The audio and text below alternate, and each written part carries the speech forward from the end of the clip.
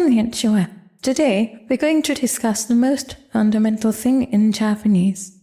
And if we understand this, we can understand any Japanese sentence. If we don't, we can't. It's really as fundamental as that. And I introduced this in our very first lesson, because if we don't have this, we're going nowhere.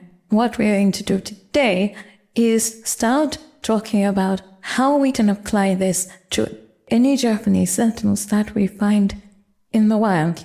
Now, the fundamental core of Japanese, as you know, is the core Japanese sentence. It's what I call the A car and the B engine. Both of those elements have to be there in every sentence. We can always see the B engine. We can't always see the A car, but it's always there. In English, it's called the subject and the predicate, and in Japanese, they are called the ichigo and jutsugo. And we're going to continue calling them the A car and the B engine, because this way we can visualize exactly what's going on in the sentence by using trends. Now, this lesson begins with a question asked by my gold Kokeshi patron, Pantelis Christafis-sama, and I hope I'm pronouncing your name right. It was a very simple question, but a very good one, a very fundamental one. It was simply, how do we know where a logical clause ends? And that's really the same as the question, how do we identify a logical clause? We need to know where it ends, and we need to know where it begins. The factors complicating this are that there can be more than one logical clause in a compound sentence, but as I'm going to demonstrate, that isn't really as difficult as it seems. And also the fact that we can't always see the A car. The other complicating factor is the fact that we will see the elements of logical clauses, and even complete logical clauses that are not part of the sentence core. And if they're not part of the sentence core, what they are doing is modifying or telling us more about either the A car or the B engine. That's the only thing they can ever be doing, because the sentence is its core, and everything else in the sentence is related to and telling us more about that core. Now, sentences where there is more than one logical clause have to be connected by some kind of conjunction. And this is very important, because this gives us the key to seeing whether or not there is more than one core, and if there is, where they are and how they're working. In our recent series on conditionals, we were in fact dealing with conjunctions. There are various kinds of conjunctions: and, but, when, though, etc. And the two other kinds of conjunctions that we need to look out for are the te form, which can join two clauses together into a compound sentence, as we looked at in our first lesson on compound sentences, and the stem of a verb. You've seen how the is stem is the main conjunctive stem out of the four stems of verbs. It can connect nouns to verbs, it can connect other verbs to verbs, it can connect various helpers to verbs, and it can also connect one logical clause to another. This is slightly more literary, slightly more sophisticated perhaps than the te form, but it's the one other thing that you need to look out for when you're investigating whether there is more than one logical clause in a sentence.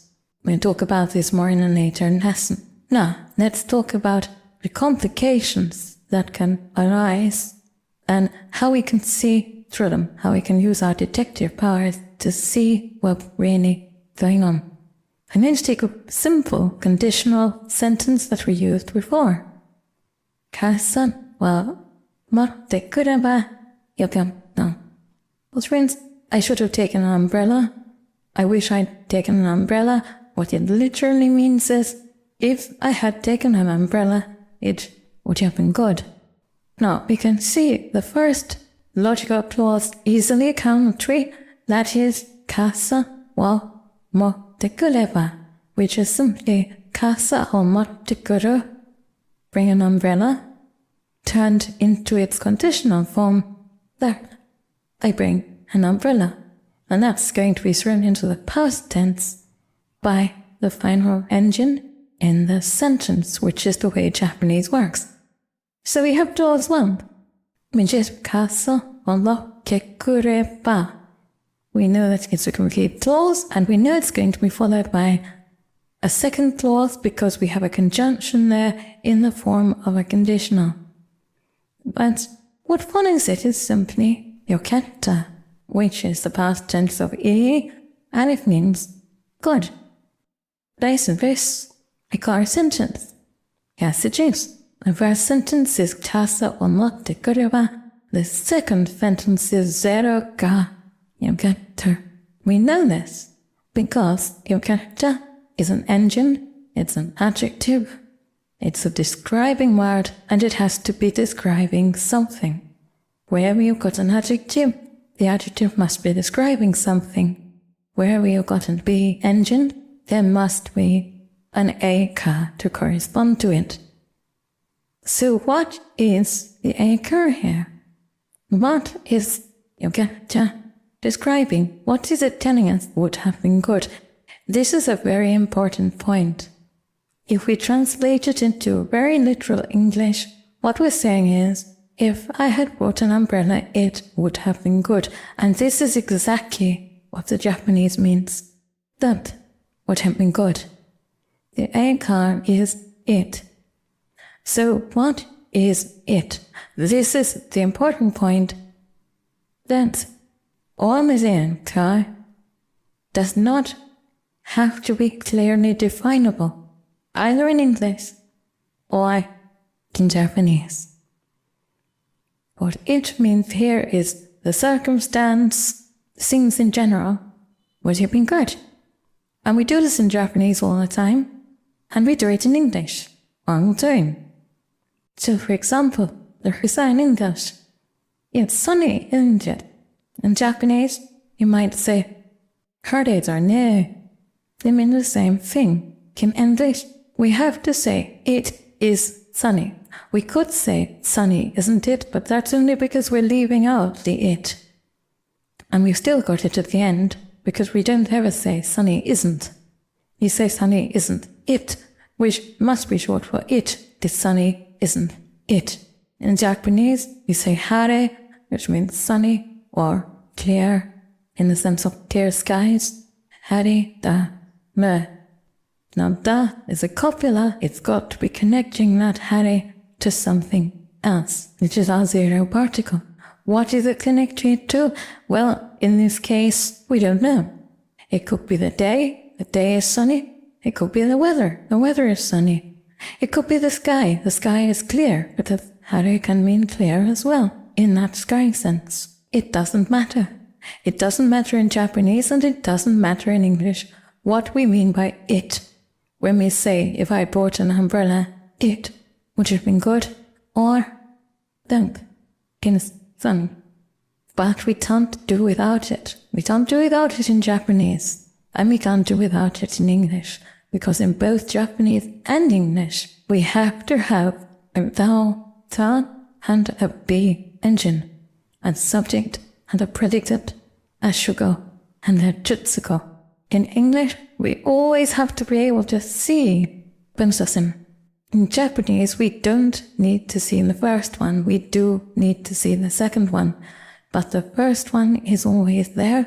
And if we don't understand that, we don't have great difficulty picking out the core sentence, especially as things get more complex.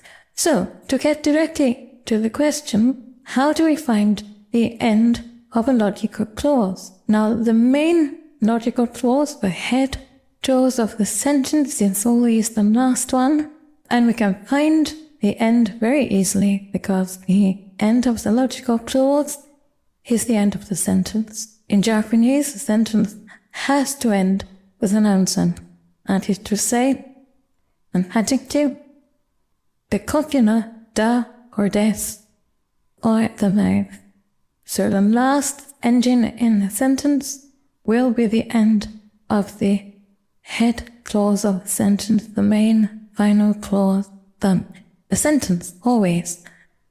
It will be the last thing in the sentence, apart perhaps from one or two sentence ender particles like yo or ne or yo ne. We call them sentence ender particles, but in a way it might be more accurate to call them particles that come after the end of the sentence. The final engine is the end of the logical sentence, and the ender particles are just a little add-on that we put on right after the end of the sentence. So it's very easy to find the end of the last logical clause in a sentence, or the end of the entire logical clause if there is only one logical clause in the sentence.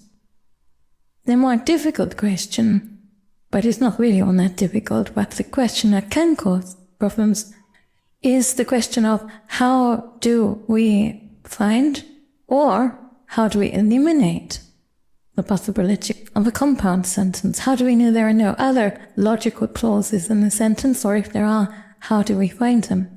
And the answer to that is, again, very simple and straightforward.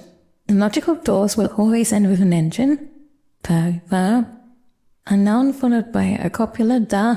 It will be followed by na, because if the copula da has become na, then it must be a modifier. It can't be a logical clause in itself.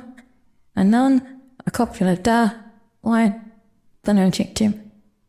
Then if it is a clause before the final clause, then a compound sentence, it's going to end with a connector. It has to, because it has to connect to the next logical clause. So now what we're going to do is look at the sort of complex sentence that can confuse people, and we're going to look at how you tackle that sentence. So the sentence is,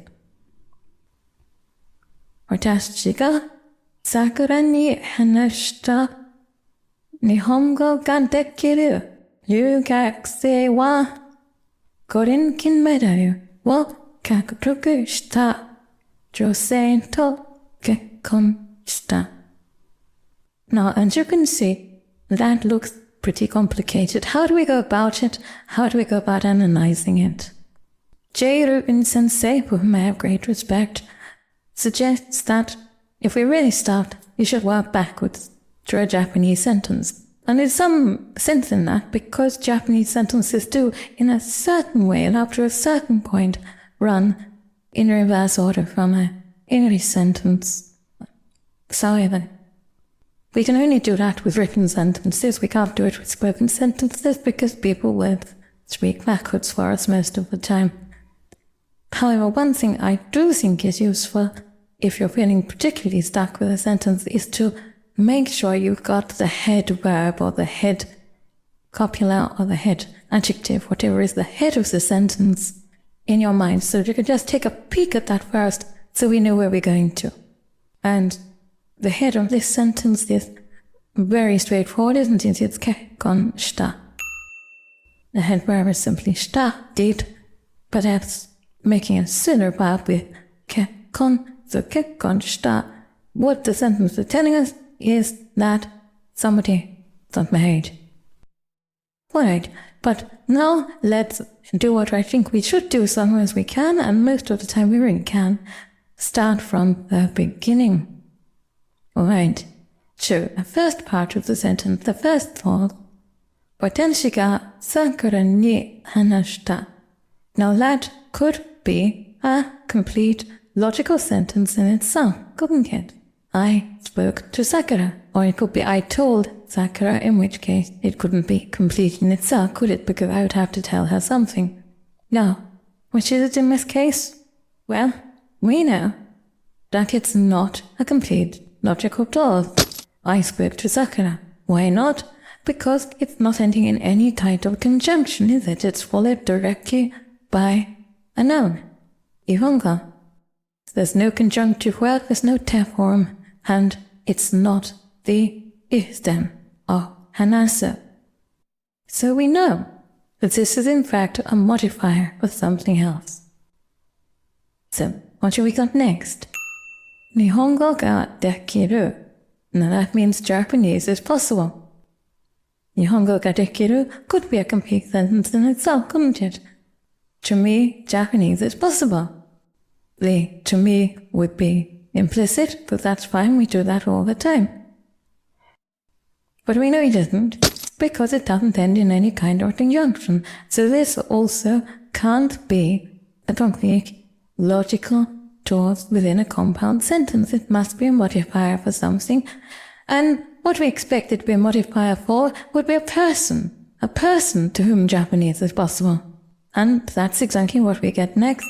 Ryugakusei. Ryugakusei is an exchange student, usually from a foreign country.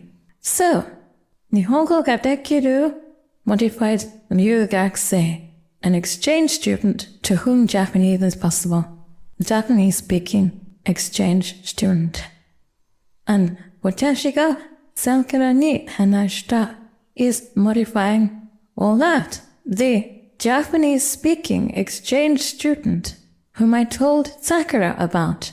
And then that's followed by wa. Now, ryugakusei wa indicates it's very likely, isn't it, that this is going to be the topic of the sentence. And that the topic of the sentence is going to be the doer, the A engine of the sentence. But let's continue the sentence and see if that seems to be the case. We now have Golden Kinmedaru, and that means an Olympic gold medal. Golden means 5 circles. Golden Kin, which is gold, medaru, an Olympic gold medal, o kenkutoku shita. Now that is not, it can't be a logical sentence because it's not a logical sentence, is it? There's not a logical sentence without a doer. And there's no doer implied here. But we have the doer right afterwards, don't we? So we know that we have here a modifier for another noun, not a logical sentence in itself. Golden kinmedaru wo kakutoku shita josei. So now we have another modified noun, a woman who won an Olympic gold medal. And now itam ja, the head verb of the sentence, to kekkon shita. So we were right. We have the A color, which is the exchange student who can speak Japanese, as I told Sakura about, married a woman who won an Olympic gold medal. And as you see, we've got various actions going on in this sentence. We've got various things that could, under different circumstances, form logical clauses of their own, but none of them actually can.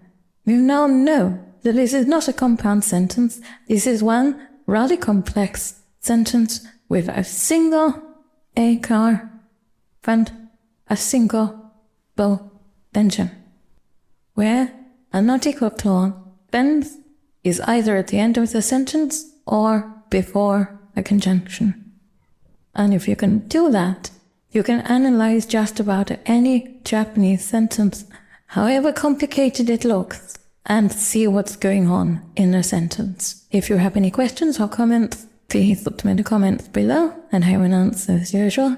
I'd like to thank my Gold Kokeshi patrons who make these videos possible, and all my patrons and supporters on Patreon and everywhere. And I'd like to thank you for attending this lesson. これからもよろしくお願いします. Class dismissed.